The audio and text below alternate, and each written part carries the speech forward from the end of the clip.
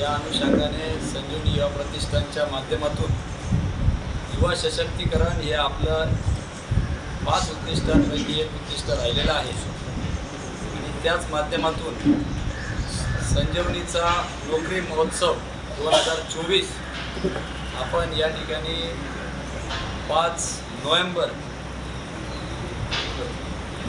October 2024 शनिवारी संत जनार्दन स्वामी माऊंगिरी महाराज भक्तनिवास 1 व 2 या ठिकाणी घेणार आहोत। याकरता खरं तर आपण जर याची पार्श्वभूमी बघितली तर भारतातील बेरोजगारीचे सुमारे 83% हे तरुण बेरोजगार आहेत असा अहवाल सांगण्यात येतो।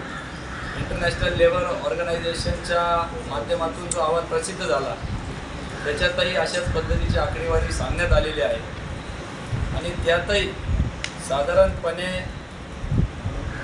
65% माध्यमिक किंवा उच्च शिक्षण घेतलेले बेरोजगारांचं प्रमाण हे 2000 साली होतं। त्याचप्रमाणे गेल्या काही वर्षांमध्ये साधारणपणे 1.5 कोटी वर्षाला रोजगार मिळालेले असले म्हणजे महिन्याला 12 लाख पीएफ अकाउंट्स उघडले गेलेले आहेत। परंतु दुर्दैवाने आपल्या या जिल्ह्यामध्ये फक्त 1682 कंपन्यांनीच नव्याने पीएफ अकाउंट घेतले आणि त्यामध्ये देखील कोपरगावमध्ये गेल्या 5 वर्षामध्ये 10च कंपन्यांचे नव्याने पीएफ अकाउंट उघडले। साधारणपणे 20च्या वर कर्मचारी असतील तर पीएफ अकाउंट त्या कंपनीला घ्यावं लागतं। अंदाजे 10 कंपन्यांचा प्रत्येकी 10-20 जरी कर्मचारी पकडले तरी 200च्या वर या ठिकाणी रोजगार गेल्या 5 वर्षामध्ये उपलब्ध झालेला नाही। अर्थात त्याच्यामधून संजीवनी कॉलेजमधून पासआउट होणाऱ्या विद्यार्थ्यांची संख्या घेतलेली नाही। ती गेल्या 5 वर्षामध्ये जवळपास 6,500 लोकांना रोजगार त्या ठिकाणी उपलब्ध झालेला आहे। किंबहुना कॉल सेंटरच्या माध्यमातून झालेला रोजगार त्याच्यात घेतलेला नाही।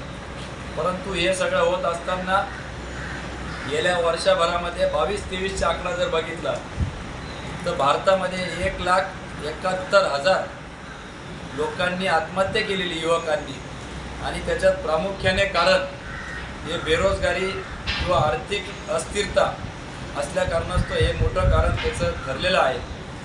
आणि याचाच भाग म्हणून अनेक युवक कुठल्या तरी चुकीच्या मार्गाला लागत आहेत, 2 नंबरचे धंदे करत आहेत आणि त्याच्यातून होणारी गुन्हेगारी ती मोठ्या प्रमाणात वाढलेली आहे।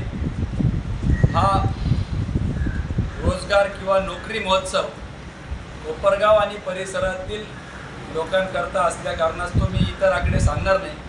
परंतु एकट्या कोपरगावमध्ये जवळपास गेल्या 5 वर्षांमध्ये 2122हून अधिकचे गुन्हे त्या ठिकाणी झाले।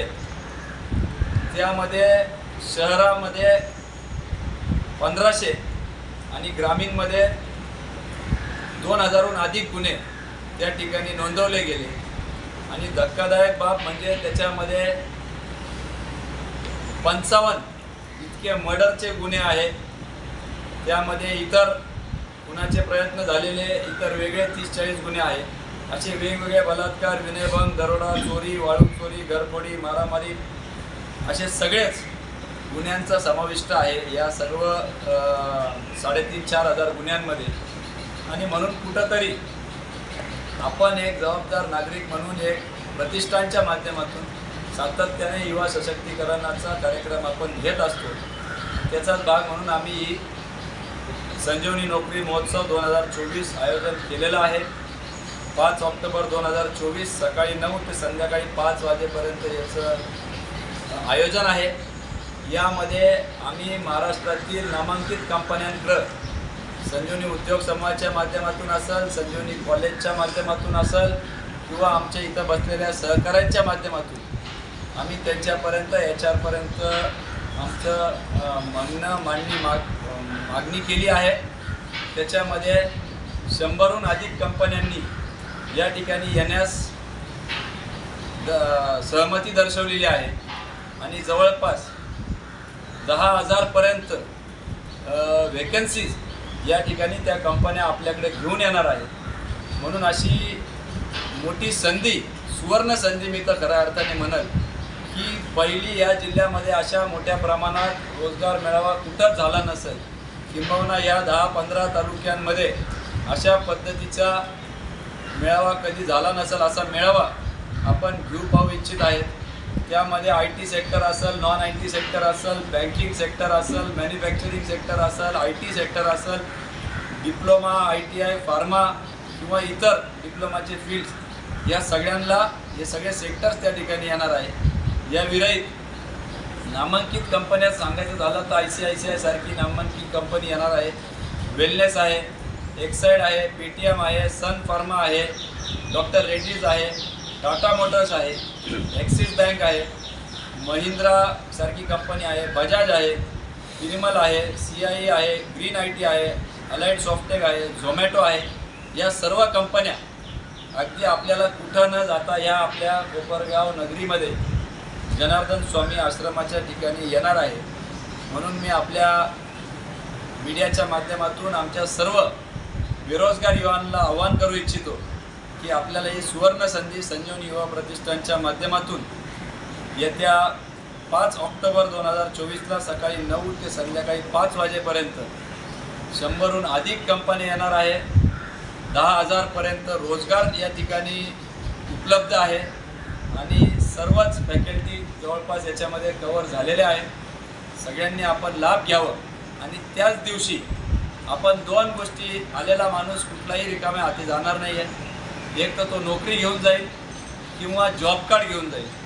नोकरी म्हणजे त्याच दिवशी इंटरव्ह्यूमध्ये आपण त्यांना संध्याकाळच्या आत जेवढे लोक शॉर्टलिस्ट होतील, जेवढे लोक पात्र होतील, मग ते 1000 असतील, 2000 असतील, 3000 असतील, त्या सगळ्यांना त्याच दिवशी रोजगार आपण उपलब्ध करणार आहोत. त्याचप्रमाणे ज्यांना त्या दिवशी नोकरी मिळणार नाही ते त्या ठिकाणी जॉब कार्ड संजीवनी युवा प्रतिष्ठानच्या माध्यमातून दिलं जाणार आहे. ते जॉब कार्डच्या माध्यमातून पुढील 6 महिने दर महिन्याला त्यांना मेसेजद्वारे कंपनीची वेकन्सीज आणि या दोन्हींचे कॉन्टॅक्ट नंबर आणि त्या ठिकाणी थेट कनेक्शन करून देण्याचं काम त्या जॉब कार्डच्या माध्यमातून करणार आहोत. त्याच्यामुळं पुन्हा एकदा मी आपल्या माध्यमातून आवाहन करतो की दिलेली लिंक आम्ही त्या ठिकाणी आपल्याला व्हॉट्सॲपवर देणार आहोत. संकेतस्थळ त्या ठिकाणी www.sanjeevnijobfair.com याच्यावर देखील आपण रजिस्टर करू शकतो, ऑनलाईन फॉर्म भरू शकता. QR कोड सोशल मीडियाच्या माध्यमातून, वेगवेगळ्या मीडियाच्या माध्यमातून आम्ही ती लिंक आपल्यापर्यंत पोहोचू. जेवढे बेरोजगार युवक आहेत त्यांनी त्याच्यामध्ये सहभाग नोंदवावं हीच या निमित्ताने पत्रकार परिषदेच्या माध्यमातून मी आपल्याला आवाहन करतो. आणि विशेषतः या मेळाव्यामध्ये दिव्यांग उमेदवारांसाठी प्राधान्य आम्ही सर्वच कंपन्यांशी बोलून आग्रह धरून तो दिलेला आहे. म्हणून आमच्या दिव्यांग बांधवांना देखील मी विनंती करेल की आपण देखील आपल्यासाठी सुद्धा तिथं अनेक संधी उपलब्ध आहेत. प्राधान्य आपल्याला त्या ठिकाणी मिळणार आहे. त्याच्यामुळे आपण निश्चितपणाने येऊन त्याचा लाभ घ्यावा. आमच्या महिला असतील, युवती असतील, युवक असतील, सगळ्यांनाच मी या निमित्ताने पुन्हा एकदा आवाहन करतो की संजीवनी नोकरी महोत्सव 2024मध्ये आपण भाग घ्या आणि आपलं उज्ज्वल भविष्यासाठी त्या ठिकाणी ऑनलाईन लिंकवर नाव नोंदणी करा आणि नामांकित कंपन्यांमध्ये नोकरी मिळवा हीच या निमित्ताने विनंती. बिपिन गायकवाड, महाराष्ट्र माझा न्यूज, कोपरगाव.